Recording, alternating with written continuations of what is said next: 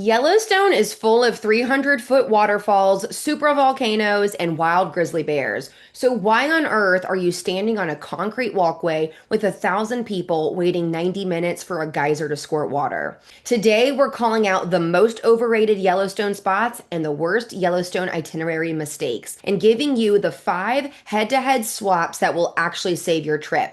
Coming in at swap number 5, we have the Northern Gateway letdown, Mammoth Hot Springs.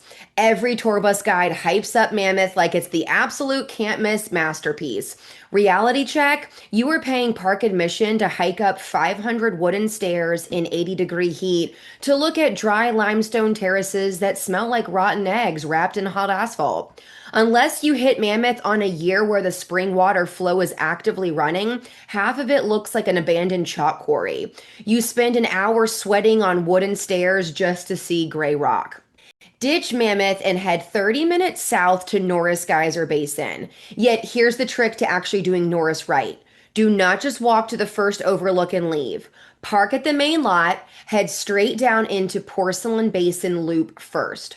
Porcelain Basin literally looks like you landed a spaceship on an alien planet. It's wide open, brightly colored, incredibly active, and smells way less like sulfur. Once you wrap up Porcelain, take the back basin trail out to Steamboat Geyser, the tallest active geyser in the world. Norris is the hottest, oldest, and most dynamic thermal area in the entire park, and the variety you get in one single walk makes Mammoth look like a roadside rest stop.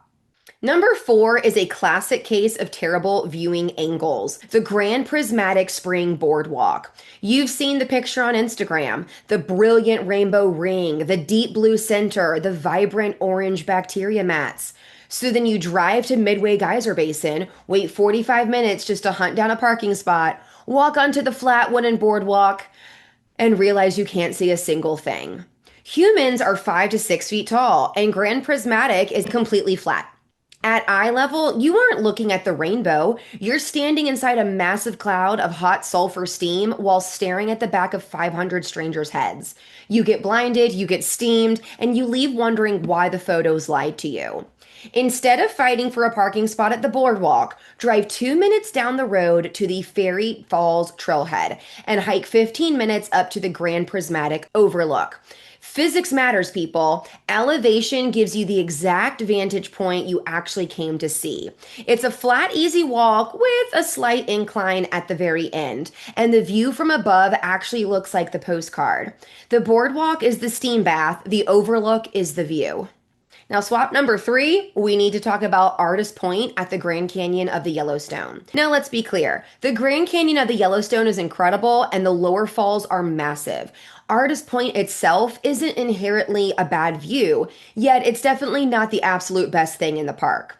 And the way most people experience it makes it completely miserable. You have 40 idling diesel tour buses dumping 300 people every 10 minutes into a paved viewing platform that's 50 feet wide. You aren't experiencing pristine wilderness, you're standing in an outdoor waiting room elbowing people just to get a photo over someone's selfie stick. The crowd chaos completely ruins what should be a grand, quiet moment. If you want actual peace, quiet, and a true sense of nature, swap that tour bus circus for Trout Lake in the northeast corner of the park. Now, a quick heads up on the hike. It's only about a mile round trip, yet that first half mile is a legitimate steep uphill climb that will get your heart pumping. It is not a flat paved stroll. Yet, once you conquer that initial steep grade, it opens up into a stunning, quiet alpine tarn surrounded by forest. You can sit on a log, watch massive cutthroat trout swimming through crystal clear water, and actually hear the wind in the trees instead of diesel engines and camera shutters. Swap number 2 brings us to Old Faithful. Look, Old Faithful is a cool experience. It's historic, it's iconic, and seeing a natural geyser erupt on a schedule is genuinely neat. Yet there are so many other incredible thermal features in this park, and sitting on a wooden bleacher for 90 minutes surrounded by 2,000 people during peak season, that's just not a fun way to spend your limited vacation time. If Old Faithful is on your bucket list, save it for the off season, a weekday, or hit it early in the morning or late in the evening when the crowds thin out. Otherwise, if you want the absolute best Geyser Basin experience during a busy day, I think you should head south to West Thumb Geyser Basin. West Thumb is criminally underrated. First off, it sits directly on the shores of Yellowstone Lake, meaning your backdrop is deep blue water and snow-capped peaks instead of an asphalt parking lot. Second, it packs every single type of geothermal unit into one easy walkable loop. Deep abyss thermal pools like Blackpool, boiling mud pots, and actual underground hot springs bubbling right out of the lake bed. No giant bleachers, no waiting around for a single countdown timer, and a fraction of the chaos. Finally, swap number one, midday Hayden Valley traffic jams. Everyone wants to see wildlife, yet driving through Hayden Valley at 1 o'clock on a sunny afternoon is an exercise in pure frustration. You get stuck in a 3-mile line of stopped cars because someone in a rental van slammed on their brakes in the middle of the road to take a blurry picture of a bison that is 800 yards away. It's hot. The animals are mostly sleeping in the shade anyway, and you move 3 feet every 10 minutes while your car overheats. Trade that midday traffic nightmare for Lamar Valley at dawn. Lamar Valley is known as America's Serengeti for a reason, yet timing is everything. If you set your alarm, grab a thermos of coffee, and get into the valley right as the sun is peeking over the mountains, the entire landscape comes alive.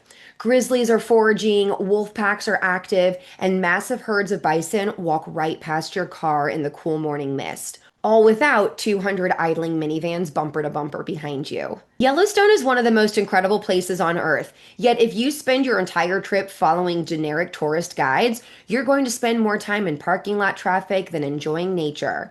Make these 5 swaps, protect your sanity, and actually enjoy the park. If you found this useful, hit that like button, subscribe for episode 85, and drop a comment below with your favorite hidden gem in the park. Until next time, stop sitting at home, get out there, and make your great escape. See you in the next episode.